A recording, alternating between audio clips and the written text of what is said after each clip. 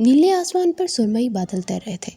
وہ نم آنکھوں سے سر اٹھا کر اس منظر کو دیکھ اپنے اندر اداسی دور کرنے کی کوشش کر رہا تھا، لیکن وہ اپنی ہر کوشش میں ناکام ہو رہا تھا۔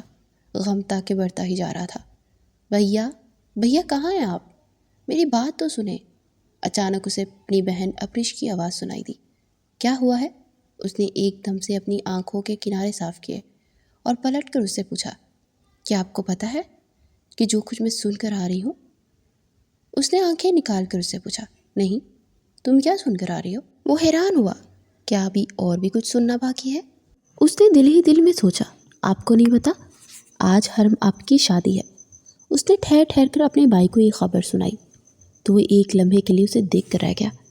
ایسا لگ رہا تھا جیسے اس نے بات سنی ہے، لیکن اسے سمجھ نہیں آئی تھی۔ کیا کہہ رہی ہو؟ تمہارا دماغ تو نہیں خراب ہو گیا؟ دادا جان نے تو کہا تھا کہ اس کی شادی ہم کہیں بھی نہیں کریں گے، تو پھر اس کی شادی کس سے ہو رہی ہے؟ وہ ایک دم سے تیز تیز بولنے لگا۔ ان کی شادی؟ وہ رکی، پھر اپنی ہمت جمع کی۔ ابریش نے جو کچھ اسے کہا تھا اسے سن کر اس کے پیروں تلے سے زمین نکل گئی تھی۔ ایسا نہیں ہو سکتا، تم پاگل ہو گئی ہو، جو منہ میں آئے بھولتی رہتی ہو۔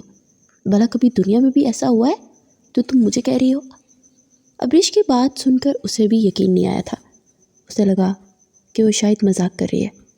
اگر آپ کو مذاق لگ رہا ہے تو جائیں، اپنے کمرے کی کھڑکی سے پردے ہٹائیں اور دیکھیں، حویلی کو سجایا گیا ہے اور باقاعدہ طور پر سب کو پورے گاؤں میں دعوت دی گئی ہے تاکہ سب جمع ہو کر یہ تماشا دیکھ سکیں۔ افسوس ہے آپ کو بھی اس بات کا نہیں پتہ۔ میں نے بھی جب یہ بات سنی تو ایک لمحے کے لیے میرا بھی دل بند ہو گیا تھا۔ ابریش اسے اور بھی بہت کچھ کہہ رہی تھی، لیکن وہ وہاں تیزی سے نکل کر حویلی کی جانب جانے لگا۔ بھائی جان کیا کر رہے ہیں؟ آپ کچھ تو ہوش کریں، اس وقت وہاں سب موجود ہیں، آپ ایسے کیسے حرم آپی سے ملنے جا سکتے ہیں؟ اس نے آگے بڑھ کر اس کا ہاتھ پکڑا۔ خدا کے لیے حرم آپی کے لیے اور مشکلات مت پیدا کریں، میں آپ کے سامنے ہاتھ جوڑتی ہوں، میں ان کا حال دیکھ کر آئی ہوں، مجھ سے نہیں دیکھا گیا۔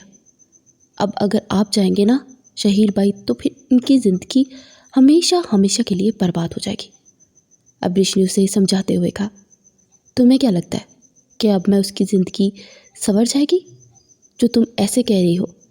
وہ تھک ہار کر دوبارہ اپنے کمرے میں آ گیا اور خود کو کمرے میں بند کر لیا۔ وہ ادھر سے ادھر ٹہلتا رہا، لیکن آخر وہ کب تک برداشت کر سکتا تھا؟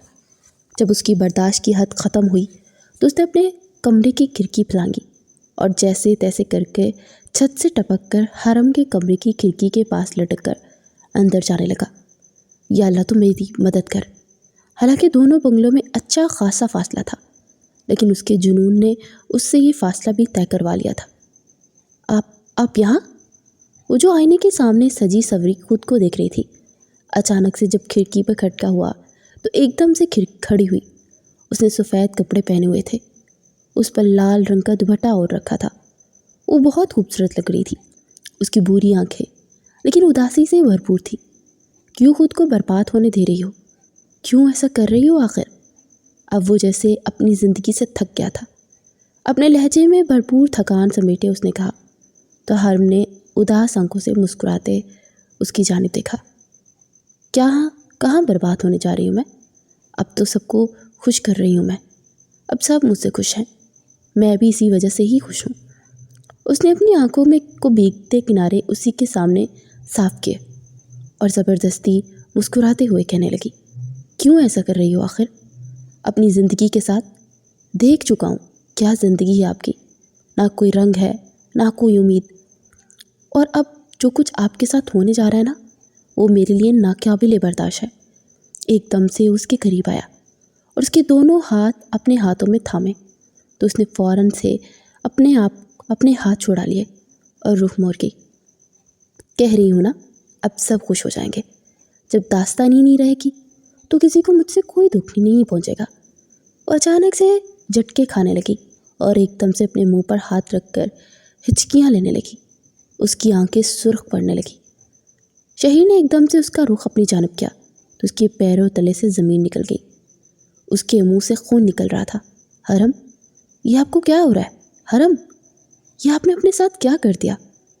حرم ہوش کریں، حرم مجھے پتہ ہے آپ نے خود کے ساتھ کیا کیا ہے۔ अचानक से उसके सफ़ेद कपड़े पर उसके मुंह से निकलता हुआ खून टप टप करके गिरने लगा। कोई है, मेरी मदद करो, कोई है, मेरी मदद करो, वो ज़ोर ज़ोर से चिल्लाने लगा। वो बेहोश होकर उसकी बाहों में गिर गई थी। वो बार बार उसके गाल थपथपाने लगा और साथ साथ चिल्ला भी रहा था, हरम, ये आपने अपने साथ क्या कर दिया? उसकी आंखों से आंसू बहने लगे। शहीर ने उसे अपनी गोद में थाम रखा था, लेकिन वो होशो खरूश से बेगाना थी। इसी दौरान उसके दुपट्टे के पल्लू से एक कांच की शीशी निकलकर गिर गई। उसने आगे बढ़कर जैसे ही वो शीशी उठाई तो उसके होश उड़ गए। वो दिल ज़ोर ज़ोर से धड़कने लगा। हरम ने जहर खाकर अपनी ज़िंदगी ख़त्म करने की कोशिश की थी और वो जहर उसके पूरे वजूद में फैलकर उसकी सांसों को बंद कर रहा था। वो आखिरी सांसें ले रही थी। शहीर ने कुछ ना सोचा, उसे अपनी बाहों में उठाया और हवेली के बाहर दौड़ लगा दी। मैं आपको कुछ नहीं होने दूंगा। मैंने आपसे वादा किया है, आपकी ज़िंदगी को बदलूंगा। मैं आपको इस तरह आसानी से खुद से दूर नहीं जाने दूंगा। वो ज़ोर ज़ोर से चिल्ला चिल्ला कर कह रहा था। ज़िंदगी उसके हाथों से रेत की मानित फिसलती हुई नज़र आ रही थी, लेकिन उसने हिम्मत नहीं हारी थी। दादा जान, आपसे मिलने के लिए कोई ख़ास मेहमान आए हैं। उस हवेली की सबसे बड़ी बहू रेशम भाभी ने जब आकर दादा जान से कहा तो वो अचंभते हुए उसकी जानिब देखने लगे। रेशम बेटी, कौन है? उनके लहजे की गर्द चमक अभी तक बरकरार थी, हालांकि वो काफ़ी उम्र रसीदा थे। दादा जान, मुझे नहीं मालूम, ताही जान ने भेजा है कि आपको जाकर बता दूं। उनके सबसे बड़े बेटे सफ़ीर खान की सबसे बड़ी बहू थी। ठीक है बेटा, मैं जाकर देखता हूँ कौन है। उनके हवेली के अपने असूल थे और वो अपने असूलों से बिल्कुल भी 1 इंच भी पीछे नहीं हटते थे। जी, आप कौन लोग हैं? मैंने आपको पहचाना नहीं। वो जैसे ही हवेली के बड़े से ड्राइंग रूम में गए तो क्या देखते हैं कि वहाँ एक फैमिली बैठी हुई थी। दाजान की आईब्रो एकदम से इकट्ठे हुए। उन्होंने गुस्से से उनकी तरफ देखा। हम आपकी सबसे छोटी पोती हरम का रिश्ता लेकर आए हैं। हम आपके पास बहुत उम्मीद और आस लेकर आए हैं। मेरा बेटा बहुत पढ़ा लिखा है, सुलझा हुआ है, शहर में उसका अपना कारोबार है, अच्छा खासा पैसा कमाता है, खाते पीते घराने से हम ताल्लुक़ रखते हैं। आप अपनी तसल्ली के लिए हमारे बेटे से मुतालिक जितनी तहकीकात करनी है करवा लें, आप मायूस नहीं होंगे। आने वाली औरत ने इंतहाई खुशगवार लहजे में दाजान से कहा, लेकिन दाजान के चेहरे पर बेपनाह त्योरियाँ चढ़ी हुई नज़र आने लगी। आपसे किसने कहा कि हम अपनी पोती हरम का रिश्ता चाहते हैं? हम उसकी शादी अभी नहीं करना चाहते। बेहतर है कि आप यहाँ से तशरीफ़ ले जाएं। हमें आपके बेटे में कोई भी दिलचस्पी नहीं है। हरम की शादी हम खुद देखभाल कर लेंगे और अपने ख़ानदान में ही शादी करेंगे। अगर उसके जोड़ का कोई निकल आया तो ठीक है, वरना वो इसी तरह कंवारी ही रहेगी, क्योंकि ख़ानदान से बाहर शादी करने का हमारा रिवाज नहीं है। हम उन असूलों के लिए ही जीते मरते हैं। हम अपनी रवायात को कभी नहीं छोड़ते हैं। अब आप लोग जा सकते हैं। दादा जान ने बग़ैर किसी लिहाज के उनको जाने का कहा तो उनके चेहरे पर एक रंग आकर गुजर गया और मज़ीद कुछ भी बहस किए बगैर वो वहाँ से रुखसत होने लगे। अब्बा जान, ये आपने क्या कर दिया? हरम की शादी की उम्र निकल रही है, वो 26 की हो गई है और इस वक्त उसकी उम्र शादी के लिए बिल्कुल मुनासिब है।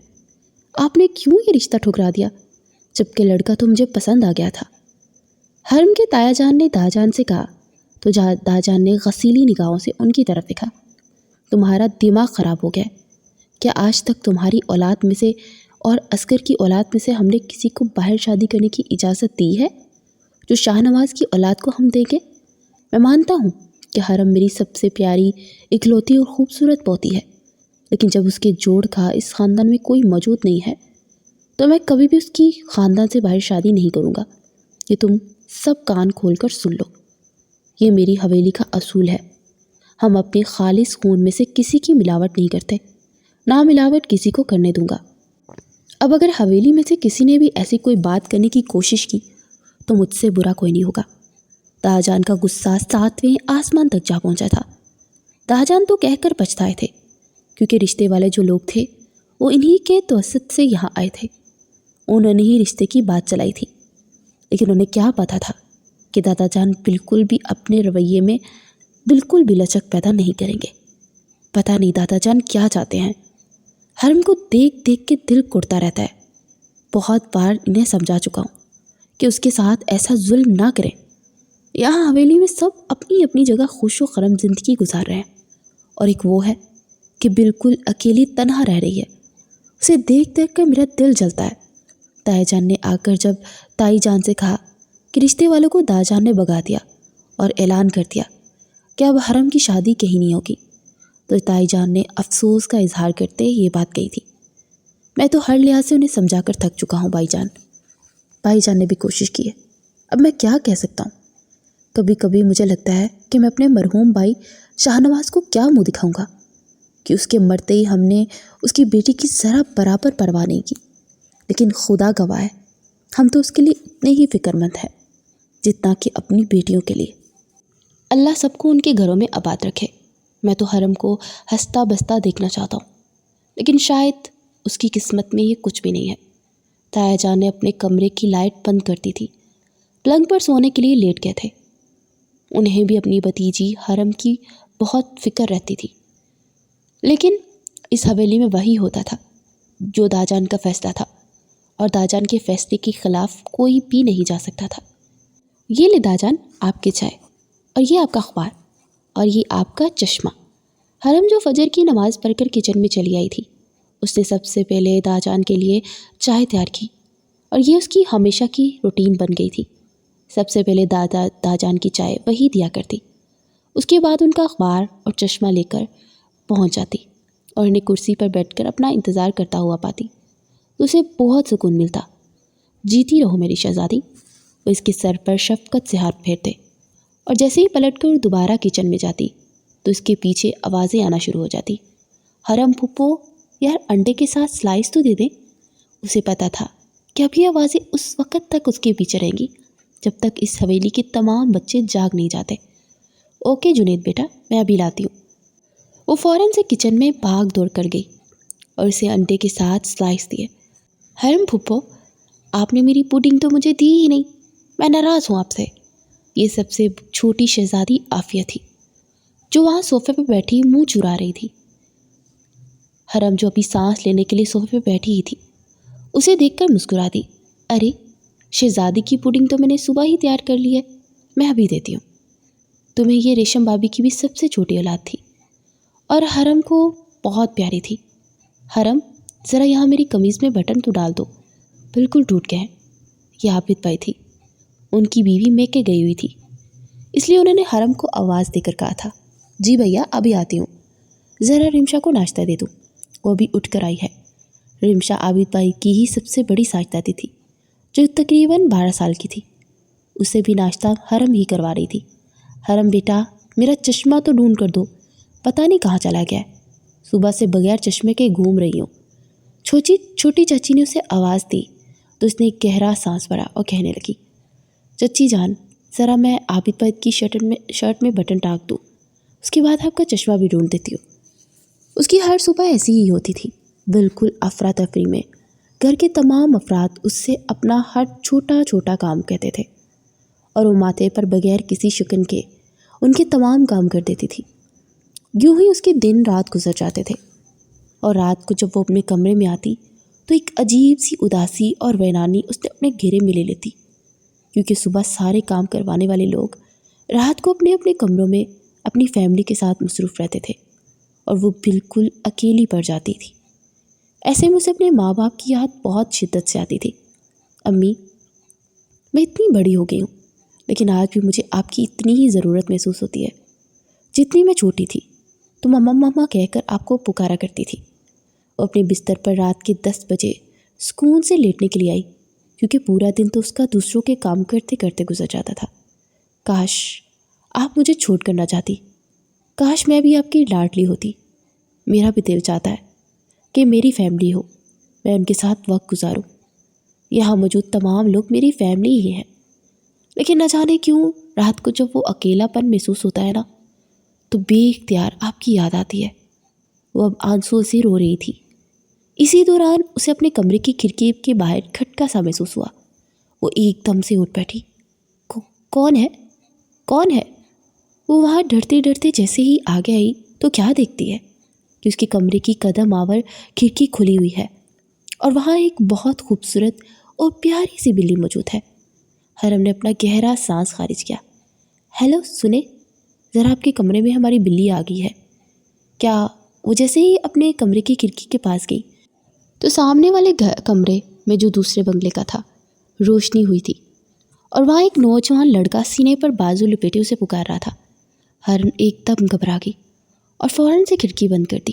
کتنا بدتمیز انسان ہے، اسے ذرا خیال نہیں کہ کسی کے گھر میں نہیں جھانکتے، اس نے دل ہی دل میں سوچا۔ لیکن اب آواز ابھی تک آ رہی تھی۔ یہ بنگلہ تو خالی پڑا ہوا تھا، یہ کب آباد ہو گیا؟ مجھے پتہ ہی نہیں چلا۔ اس نے سوچا کہ وہ ابھی بھی اسے ایکسکیوز می کہہ کر پکار رہا تھا۔ جی کیا بات ہے؟ رات کی اس وقت کسی کو تنگ نہیں کرتے ہیں کیا؟ آپ کی گھڑی خراب ہو گئی ہے یا آپ نے ابھی تک وقت نہیں دیکھا؟ اس کی صبر کی حد تمام ہوئی تو اس نے ایک دم سے کھڑکی کھول کر سامنے کھڑے نوجوان کو بری طرح ڈانٹ دیا۔ وہ ایک ہی نظر سے اس کی ڈانٹ سن کر اسے غور سے دیکھنے لگا۔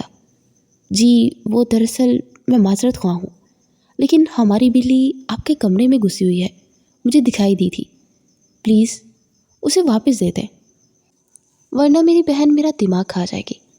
حرم نے اس کی طرف ایسے دیکھا جیسے اس کا دماغ چل گیا ہو۔ اگر آپ لوگوں نے بلی پالی ہوئی ہے اس کا یہ مطلب تو نہیں ہے نا کہ دوسرے بھی اسے پالتے پھرتے ہیں اور اس سے ڈرتے نہیں ہیں۔ آپ کو اگر اپنی بلی چاہیے ہے تو یہاں آ کر لے جائیں، میں اسے اٹھا کر آپ کو نہیں دے سکتی، مجھے بلی سے ڈر لگتا ہے، اس نے صاف الفاظ میں اسے کہا تو نوجوان منہ پر ہاتھ رکھتے ہوئے ہنسنے لگا۔ حرم کو اسے دیکھ کر بے اختیار غصہ آیا۔ اچھا سنیں میں آ رہا ہوں، آپ کو کوئی اعتراض تو نہیں ہے نا؟ میں کھڑکی سے پھلانگ کر ادھر آ جاؤں گا۔ اس سے پہلے کہ حرم غصے میں دوبارہ کھڑکی بند کر دیتی، اس نوجوان نے کھڑکی سے پھلانگتے ہوئے اس کے کمرے میں قدم رکھا۔ حرم ایک طرف ہو گئی اور رخ پھیر گئی۔ وہ بلی کو تلاش کرنے لگا۔ بلی اس کے پلنگ کے نیچے چھپی ہوئی تھی۔ اس نے آگے بڑھ کر بلی کو اپنی آغوش میں لیا۔ حرم اب بھی اس کی طرف ہی دیکھ رہی تھی۔ دراصل معذرت خواہ ہوں، رات کے اس وقت تنگ کیا، بہت شکریہ آپ کا، وہ کہہ کر پلٹ کر دوبارہ سے اپنے کمرے میں چلا گیا۔ حرم نے آگے بڑھ کر اپنی کھڑکی بند کی اور پردے برابر کیے۔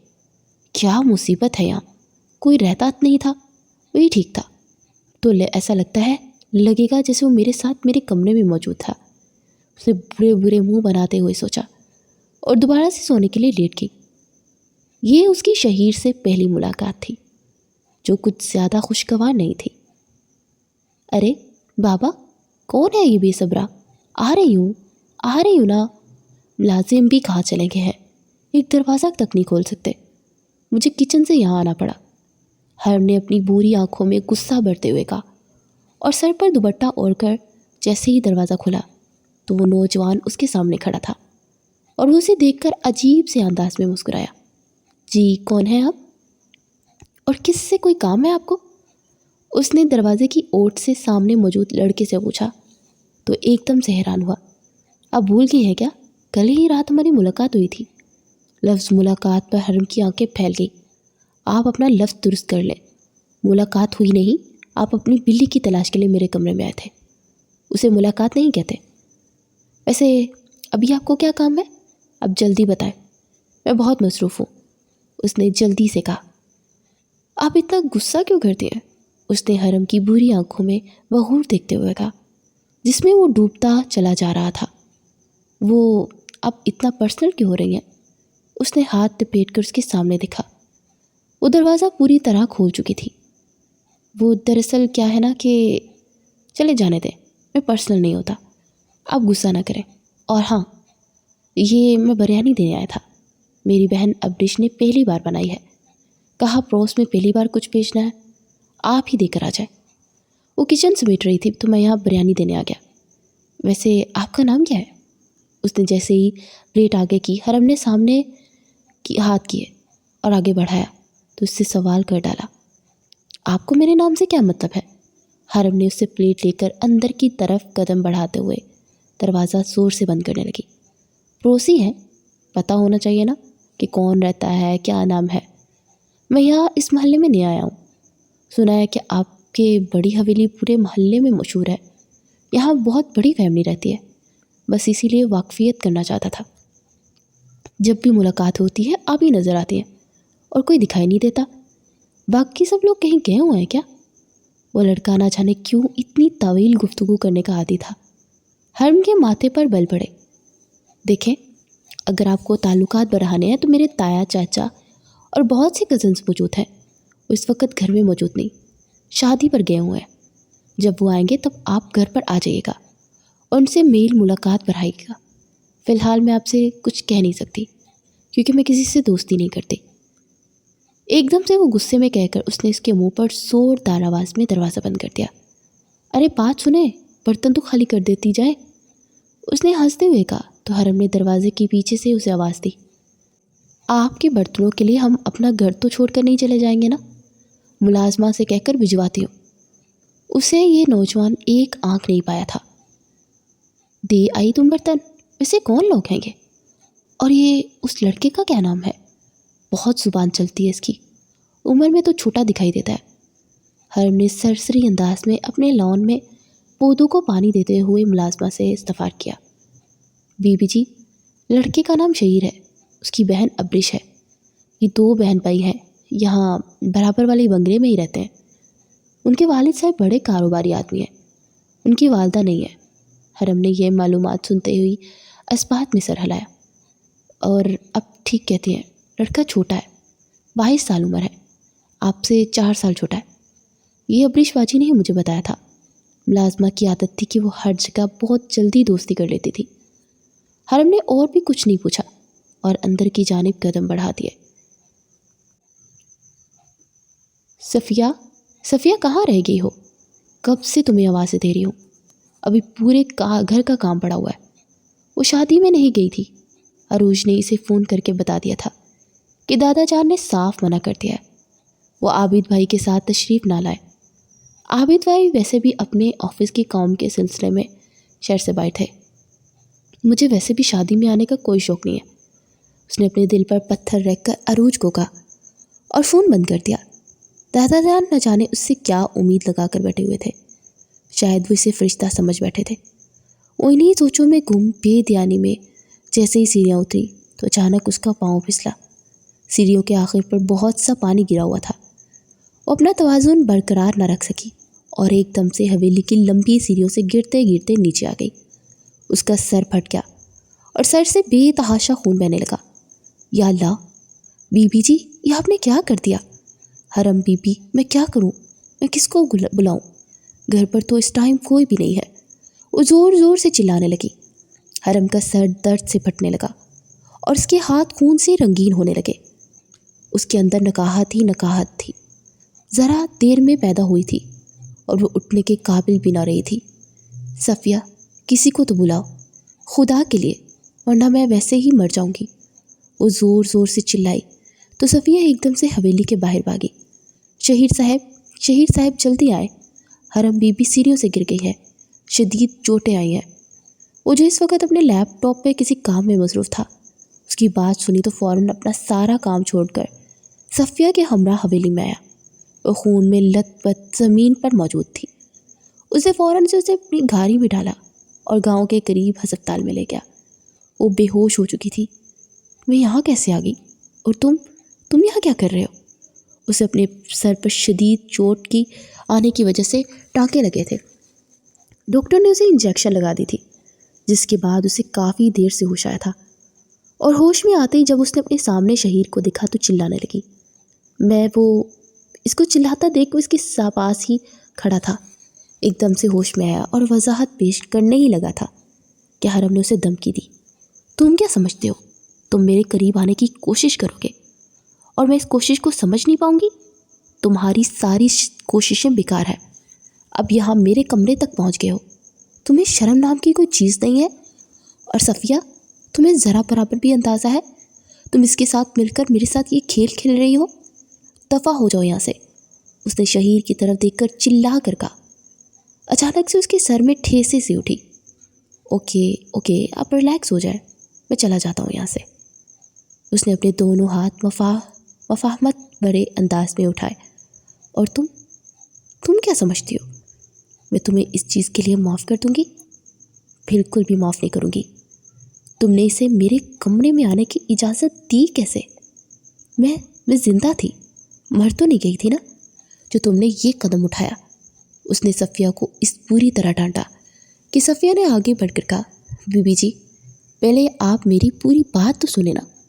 انہوں نے ہی تو آپ کو ہسپتال پہنچایا اور وہ آخر وقت تک میرے ساتھ ہی رہے۔ میں تو بالکل ہی گھبرا گئی تھی۔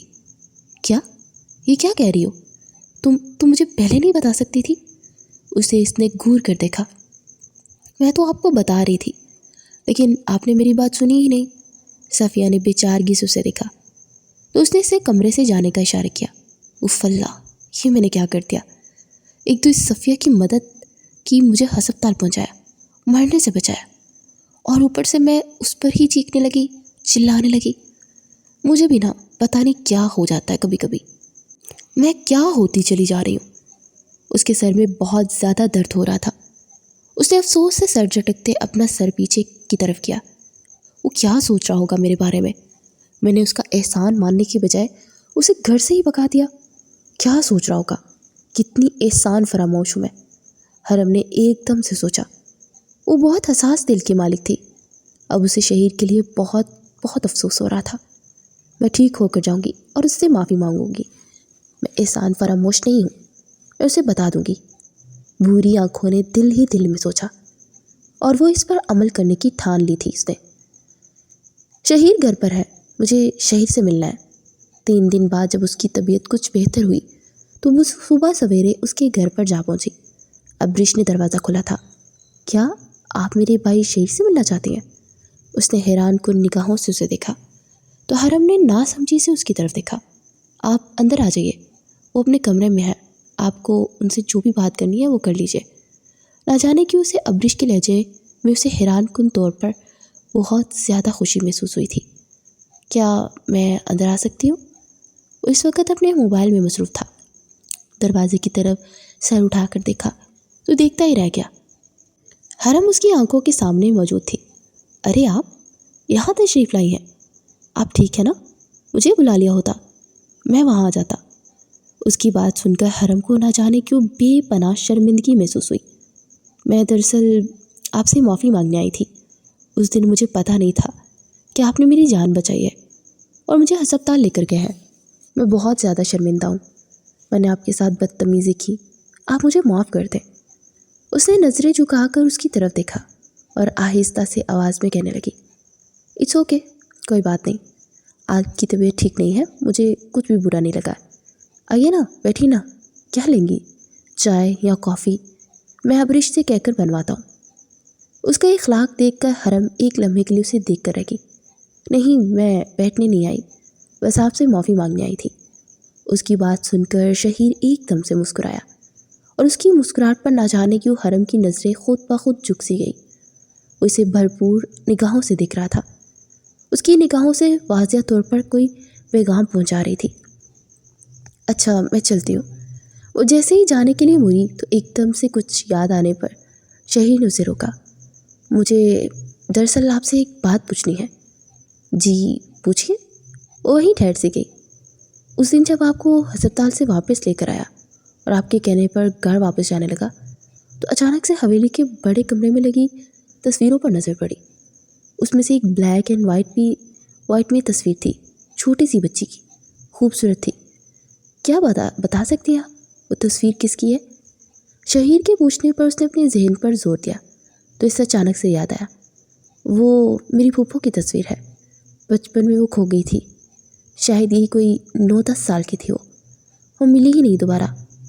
داجان کے پاس ان کی یہی ایک یاد موجود تھی اور وہی حویلی کے بڑے کمرے میں لگی ہوئی ہے۔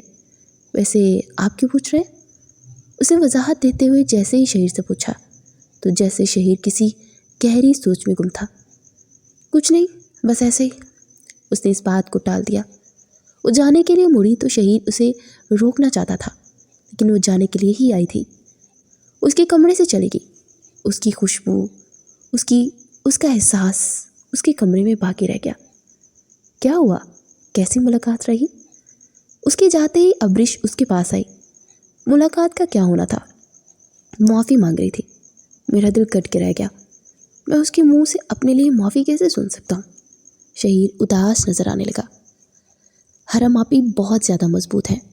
जो कुछ हवेली में उनके साथ होता चला जा रहा है ना, वो नाकाबिल यकीन है। वो हर एक की हर खुशी के पीछे को त्याग देती हैं, लेकिन उन्हें आज तक उनकी हकीकी खुशी नहीं मिल सकी। भाई, उसने शहीर को उदास होकर सारा किस्सा सुनाया। हाँ जानता हूँ, लेकिन आज एक अजीब बात मुझे पता चली है। उसने पुरसोच निगाहों से देखते हुए अब्रिश से कहा। वो क्या? उसको संजीदा देख उसके पास आकर बैठ गई।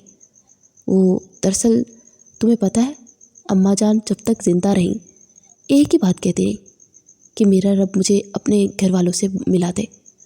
उनकी ज़िंदगी में ऐसा नहीं हो सका। तुम अच्छी तरह जानती हो कि अम्मा बचपन में अपने घर वालों से बिछड़ गई थी। हवेली में यूं ही किसी काम से वापस आ रहा था तो वहाँ तस्वीर लगी देखी। वहाँ हूबहू अम्मा की बचपन की तस्वीर लगी हुई थी। वही तस्वीर जो अम्मा के साथ हर वक्त मौजूद रहती। वो तस्वीर उनके पास कैसे आई मुझे नहीं पता चल सका। लेकिन जब मैंने हरम से पूछा कि ये कौन है, तो पता है उसने क्या जवाब दिया? उसने मुझे कहा कि ये मेरी वो फूफो है जो बचपन में ही दाजान से बिछड़ गई थी और उनका कुछ भी पता नहीं चल सका। अब मेरा जहन ये सोच रहा है कि कहीं मेरी वालदा उसकी फूफो तो नहीं है। उसने ऐसा इंकशाफ किया कि अब्रिश भी अपनी जगह पर उछल कर रह गई थी। ये कैसे हो सकता है भाई? क्या हम फिर उनके रिश्तेदार हुए? अब्रिश ने कहा। हाँ बिल्कुल हो सकता है, ये मुमकिन है। मैं खुद हैरान हूँ, समझ नहीं पा रहा कि कैसे मुमकिन है, लेकिन दुनिया गोल है। बहरहाल यहाँ सब कुछ हो सकता है। शहीर ने अब्रिश को समझाया।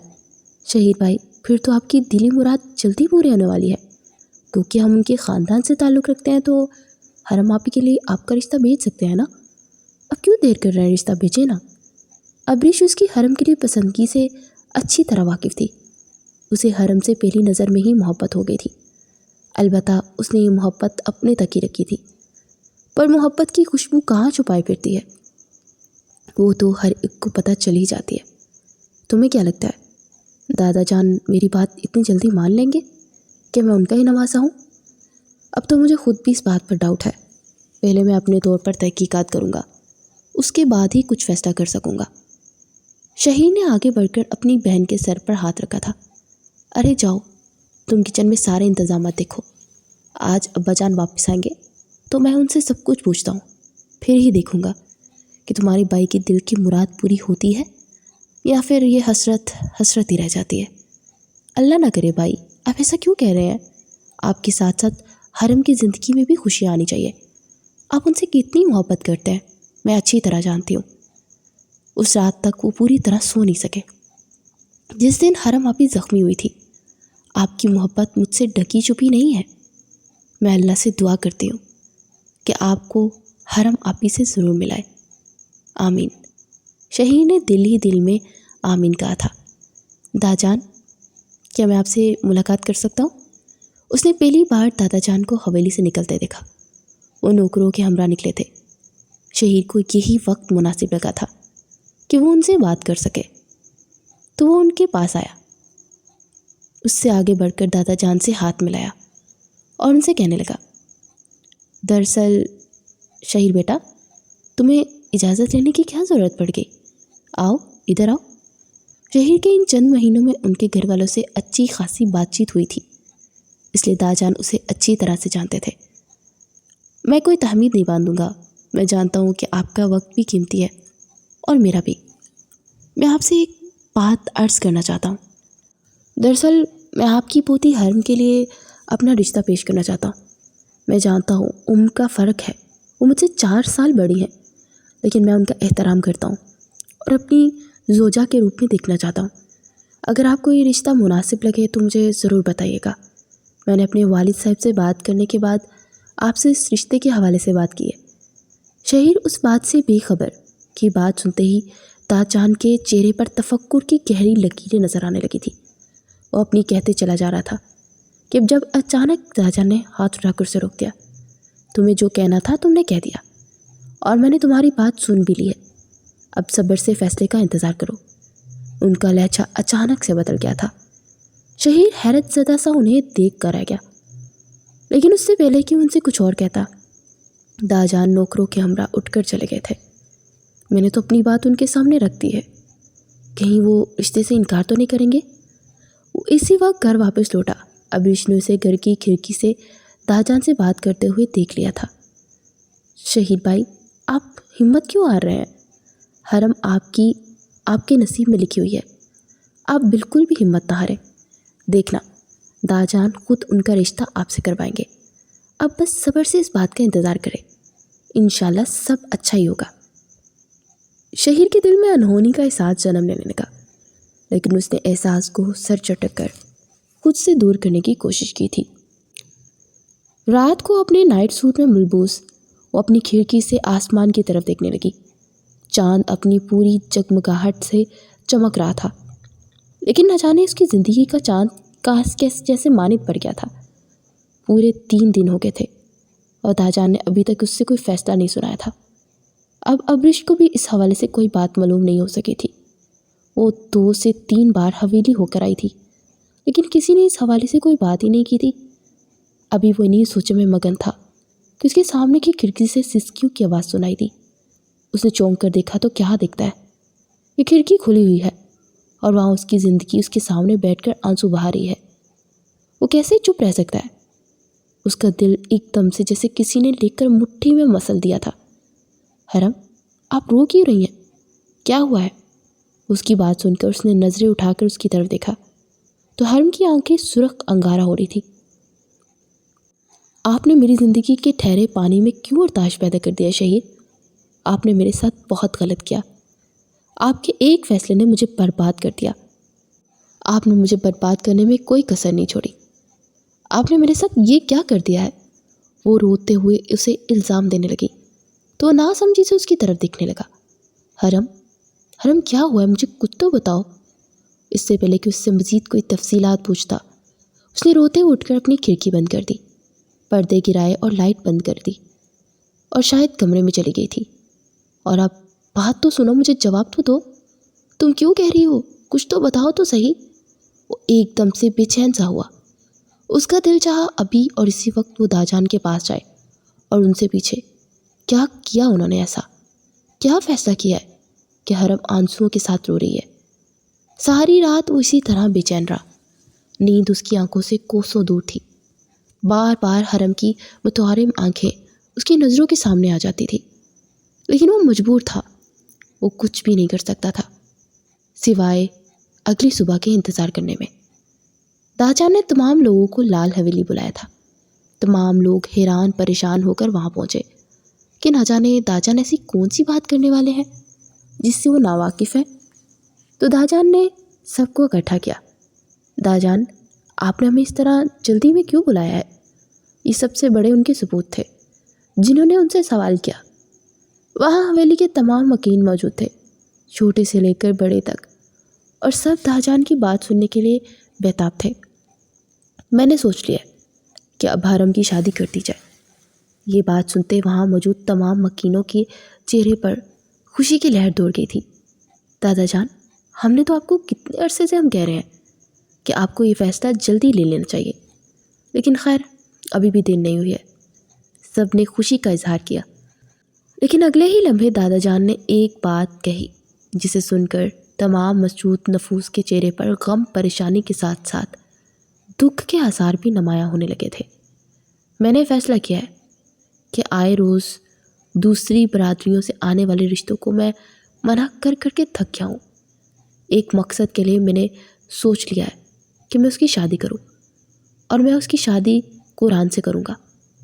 یہ بات سنتے ہی وہاں موجود تمام مکینوں کے پیروں تلے سے زمین کھسک گئی تھی اور وہ اوندے منہ جیسے گر گئے تھے۔ دادا جان، یہ آپ کیسی باتیں کر رہے ہیں؟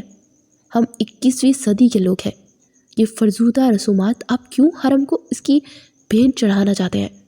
چاچی جان نے آگے بڑھ کر پہلی بار حرم کے حق میں آواز اٹھائی۔ تم لوگ نہیں سمجھو گے، میں کسی طور حویلی کے خون میں ملاوٹ نہیں چاہتا۔ حرم کی شادی کہیں اور ہو جائے گی تو حویلی کے خون میں ملاوٹ شامل ہو جائے گی، اور میں اپنی پوتی کی چاہ میں آ کر اس خاندان کا مستقبل برباد نہیں کر سکتا۔ اس لیے میں تم سب سے کہہ رہا ہوں کہ کل تم سب لوگ تیار رہو، میں حرم کی شادی قرآن سے کر کے تمام لوگوں کو یہ بات بتا دینا چاہتا ہوں کہ حرم کے لیے اب کسی اور سے شادی کی کوئی گنجائش نہیں بچی ہے۔ اس نے اپنی زندگی تیاگ دی ہے اور یہ اب سننے میں اس کے لیے رشتہ لے کر نہیں آئے گا۔ حرم خوبصورت ہی اتنی تھی کہ ہر کوئی اسے اپنی زندگی میں شامل کرنا چاہتا تھا، لیکن حالات اس قدر برے ہو گئے کہ دادا جان نے ایک ایسا فیصلہ کر لیا جسے سننے کے بعد خود حرم کے پیروں تلے سے جیسے زمین کھینچ لی گئی تھی۔ دادا جان، یہ آپ کیا کہہ رہے ہیں؟ یہ بھلا کیسے ہو سکتا ہے؟ میں یہ نہیں کر سکتی۔ اس نے رو کر تڑپتے ہوئے دادا جان کے سامنے ہاتھ جوڑے۔ یہ تمہاری اپنی بھلائی کے لیے ہے۔ ہر وہ شخص جو تم پر نظر رکھتا ہے اسے پتہ ہونا چاہیے کہ ہم خاندان اور برادری کے باہر شادیاں نہیں کرتے۔ بار بار لوگ مجھے تمہارا رشتہ پیش کر کے شرمندہ کرتے ہیں۔ میں اس شرمندگی سے ایک ہی وقت میں نپٹ جانا چاہتا ہوں۔ اب جب تمہاری قرآن سے شادی طے ہو جائے گی تو کوئی تمہاری طرف آنکھ اٹھا کر نہیں دیکھے گا اور تم اس خاندان کی گدی نشین بن جاؤ گی۔ مجھے نہیں چاہیے یہ مقام، یہ مرتبہ۔ میں ایک عام سا انسان ہوں، میں ایک عام سی زندگی گزارنا چاہتی ہوں۔ دادا جان، آپ مجھ پر یہ ظلم مت کریں۔ لیکن دادا جان کا فیصلہ نہیں بدل سکتا تھا۔ وہ آنسوؤں کے ساتھ روتی ہوئی شہیر کو نظر آئی تھی، لیکن اس نے شہیر سے بھی کچھ نہ کہا تھا۔ شہیر کو تو یہ بھی نہیں پتا تھا کہ اس کے رشتے کی بات ڈالنے کے بعد حرم کی زندگی میں کیا ہنگامہ درپیش آیا تھا۔ دادا جان، کافی عرصے سے ہم آپ کی بات مانتے اور سنتے اور سمجھتے آئے ہیں، لیکن آج جو کچھ بھی ہوا ہے یا اگر حرم کو کچھ بھی ہوگا تو ہم آپ کو معاف نہیں کریں گے۔ چچا جان، تایا جان نے آواز بلند ہو کر ایک ساتھ کہا تھا۔ ان کی یہ خبر ان کے لیے کی خبر انتہائی جان لیوا تھی۔ حرم سے قرآن کی شادی پہلے اس نے زہر کھا لیا تھا۔ شہیر نے وجہ جان لی تھی اور اس سے ملنے آیا تھا۔ تب اس پر انکشاف ہوا کہ حرم نے روتے روتے خود کو ختم کرنے کے لیے زہر کھا لیا تھا۔ اس نے زہر میری شادی کروانے کے لیے نہیں بلکہ اس لڑکے کی محبت کی وجہ سے کھایا ہے۔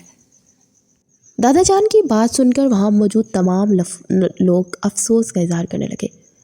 دادا جان، پلیز، آپ ہمارے بڑے ہیں، بزرگ ہیں، ہم آپ کی بات مانتے ہیں، لیکن اس وقت اسے دعاؤں کی ضرورت ہے، نہ کہ الزامات کی۔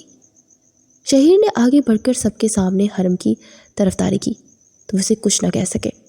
تم ہمارے خاندان کے نہیں ہو، اس لیے اگر ہماری خاندانی معاملات میں نہ بولو تو ہی اچھا ہے۔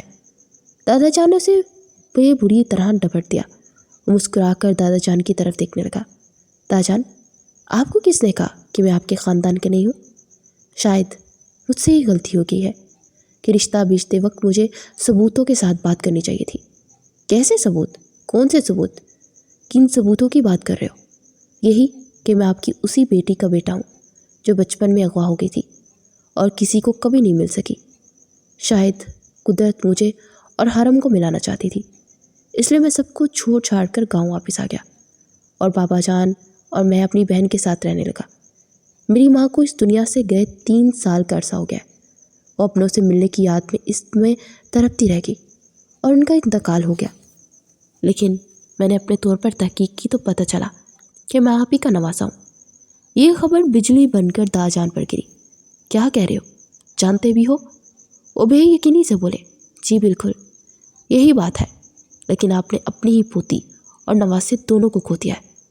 وہ انہیں وہیں چھوڑ کر ہسپتال میں اس جگہ چلا گیا جہاں دیوار کے پار وہ نالیوں میں جکڑی ہوئی تھی اور زندگی اور موت کی کشمکش میں مبتلا تھی۔ یا اللہ، حرم کو بچا لے، اگر اسے کچھ ہو گیا تو پھر میں کبھی بھی سانس نہیں لے پاؤں گا۔ اس نے وہیں بیٹھے بیٹھے دعا کے لیے ہاتھ اٹھائے۔ الفاظ کہیں کھو گئے تھے۔ اس کی حرم اس وقت موت کے دہانے پہ کھڑی تھی۔ وہ اسے بلا رہا تھا لیکن وہ شاید جواب نہیں دے رہی تھی۔ وہ زندگی سے تنگ آ گئی تھی۔ اسی دوران کمرے کا دروازہ کھلا اور ڈاکٹر باہر آیا تو اس نے فوراً سے اٹھ کر ڈاکٹر سے پوچھا، کیا ہوا؟ کیسی ہے وہ؟ اور کیا صورتحال ہے؟ وہ بے چینی سے بار بار ایک ہی سوال کرنے لگا تھا۔ ڈاکٹر نے اپنا سر جھکا دیا۔ بر وقت طبی امداد ملنے کی وجہ سے ان کی جان بچ تو گئی ہے، لیکن وہ کوما میں چلی گئی ہیں اور اب ہم کچھ بھی نہیں کہہ سکتے کہ وہ کوما سے کب واپس آئیں گی۔ یہ خبر سنتے نہ صرف شہیر بلکہ وہاں کھڑے حویلی کے تمام نفوس نے اپنا سر شرمندگی سے جھکا لیا تھا۔ یہاں کا ہر ایک فرد اس کی اس حالت کا ذمہ دار تھا اور دادا جان تو جیسے لڑکھڑا کر نیچے گر پڑے، لیکن انہیں سہارا دے کر کھڑے کرنے والا شخص کوئی بھی نہیں تھا۔ آپ سب چلے جائیں، میں ہوں حرم کے پاس، وہ مری نہیں ہے، زندہ ہے۔ اس نے اپنے الفاظ کھوتے ہوئے انہیں تسلی دی، اور یہ تسلی کس دل سے دی وہ وہی جانتا تھا۔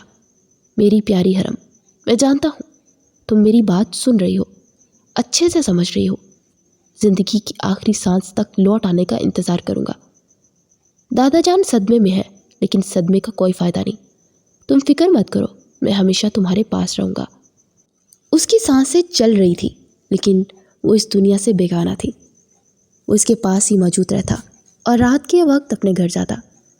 رات کے وقت حویلی میں سے کوئی بھی ایک شخص اس کے پاس ٹھہر جاتا تھا۔ اس کی بے چینی کم ہونے کا نام ہی نہیں لے رہی تھی۔ اسے کوما میں گئے پورا 1 مہینہ ہونے والا تھا، لیکن کوئی بہتری نہیں آئی تھی۔ اس کی زبان پر ہر وقت یہی دعا چلتی رہتی تھی۔ اب کافی عرصہ ہو چکا تھا۔ ایسے مریض زیادہ عرصے زندہ نہیں رہتے۔ اگر ہم چاہیں تو ہم انہیں ابھی مشینوں سے نکال سکتے ہیں۔ وہ کافی لمبے عرصے کے لیے ان تمام لوگوں سے روٹھ گئی تھی۔ وہ 1 سال ہونے کے قریب تھا، تب ڈاکٹر نے انہیں بلا کر کہا تو شہید نے ششن نگاہوں سے ڈاکٹر کی طرف دیکھا۔ یہاں آتا ہوں، اس کے اندر زندگی کی امید پیدا کرتا ہوں کہ وہ لوٹ آئے، اس کا انتظار کر رہا ہوں۔ آپ ایسا کیسے کہہ سکتے ہیں کہ میں اسے اس طرح چھوڑ سکتا ہوں؟ 1 سال ہی تو ہوا ہے نا، یہ بہت کم عرصہ ہے۔ میں ساری زندگی اس کا انتظار کر سکتا ہوں۔ شہید نے ڈاکٹر پر خوب غصہ کیا تھا، اور یہ وہی دن تھا جب اس کی دعائیں رنگ لائی تھی۔ یہ وہی دن تھا جس دن اس نے پچھلے سال زہر کھایا تھا۔ یہ وہی دن تھا جب اسے ایک بار پھر سے خوشیوں کی نوید سنائی گئی تھی۔ وہ صبح سویرے اس کے پاس چلایا تھا۔ اس کا ہاتھ تھام کر اس نے جیسے ہی اپنے لب رکھے تو زندگی اس کے اندر حرارت بن کر دوڑی تھی۔ وہ آنکھیں بند کیے اس کے ہاتھوں پر اپنا سر ٹکائے آنسوؤں سے رو رہا تھا۔ اس کے آنسوؤں کی تپش نے اس کے اندر زندگی پیدا کی تھی۔ اسے بے اختیار آنکھیں کھول کر پکارا تھا، شہیر، شہیر۔ یہ آواز سننے کے لیے تو وہ پچھلے کئی ماہ سے انتظار کر رہا تھا۔ حرم، میری پیاری حرم، مجھے امید تھی تم ضرور واپس آؤ گی، تم میرے پاس ضرور آؤ گی۔ میری امید، میرا انتظار رائے گا نہیں جائے گا۔ اس نے جب اس کی کھلی ہوئی آنکھ دیکھی تو خود کی طرف منتظر پایا، تو اس نے آگے بڑھ کر اس کا سر کا بوسہ لیا اور اس کے دونوں ہاتھ بے اختیار چومنے لگا۔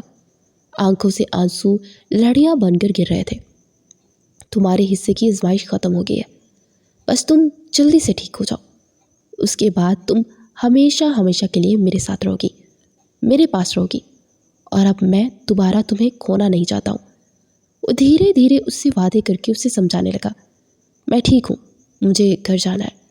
وہ ضد کرنے لگی تو شہید نے شفقت سے اس کے سر پر ہاتھ پھیرا اور اس کا چہرہ اپنے ہاتھوں میں لیا اور ناک سے ناک ٹکا کر کہنے لگا، میری پیاری حرم، اب تم میرے ساتھ میرے گھر چلو گی اور حویلی میں دوبارہ واپس نہیں جاؤ گی۔ تم ٹھیک ہو جاؤ، پھر ہمارا نکاح ہوگا اور ہم ایک ساتھ زندگی گزاریں گے۔ ہمیں اب کسی اور کی ضرورت نہیں ہے۔ اس نے اس سے کہا تو وہ نم آنکھوں سے مسکرا دی تھی۔ پورے 5 دن کی محنت اور تیمارداری کے بعد بالآخر حرم اب دلہن بنی بیٹھی تھی۔ مولوی صاحب موجود تھے اور گواہان کی موجودگی میں ان دونوں کا نکاح ہو گیا تھا۔ وہ حرم شہیر احمد بن چکی تھی۔ بہت مبارک ہو تم دونوں کو۔ ایک ساتھ بہت سی آوازوں نے انہوں نے مڑ کر دیکھا تو حویلی کے تمام مکین انہیں مبارکباد دے رہے تھے اور نکاح میں شریک ہوئے تھے۔ حرم، تمہیں نئی زندگی کی بہت مبارک ہو۔ تمہاری زندگی کی آزمائش ختم ہو گئی ہے اور تم نے اسے بخوبی پورا کیا ہے۔ اب خدا خوشیوں سے تمہارا گھر بھر دے اور مجھے معاف کر دینا، میں تمہاری ان تمام تکلیفوں کا ذمہ دار ہوں۔ داجان اس کے سامنے کھڑے ہاتھ جوڑ کر روتے لگے تو اس نے اشارے سے انہیں رونے سے منع کیا اور کھڑی ہو کر آہستہ آہستہ چلتی ان کے گلے لگ گئی۔ تمام لوگ تھوڑی دیر وہاں ٹھہرنے کے بعد لوٹ گئے تھے۔ اب کمرے میں وہ دونوں اکیلے رہ گئے تھے۔ کیسے لگ رہا ہے حرم شہیر احمد بن کر؟ وہ محبت سے آگے بڑھتا ہوا اسے باہوں میں حصار میں لے گیا۔ اس نے اس کے سینے پر سر رکھ کر اپنی آنکھیں بند کر لی تھی۔ جو سکون اس کے اندر پیدا ہوا تھا اسے وہ کوئی نام دینے سے بھی قاصر تھی۔ بہت بہت خوبصورت احساس ہے، اور یہ اس احساس کے پیچھے تمہاری محبت کی لازوال داستان ہے۔ حرم نے نگاہیں جھکا کر کہا، تو شہیر نے آگے بڑھ کر اس کی آنکھوں کا بھاری بھاری بوسہ لیا۔ تم اس قابل تھی کہ تمہیں چاہے جانے کا دل کرے۔ وہ اب اس پر آہستہ آہستہ اپنی محبت نچھاور کر رہا تھا۔ وہ اس کی محبت کی بارش میں بھیگ رہی تھی۔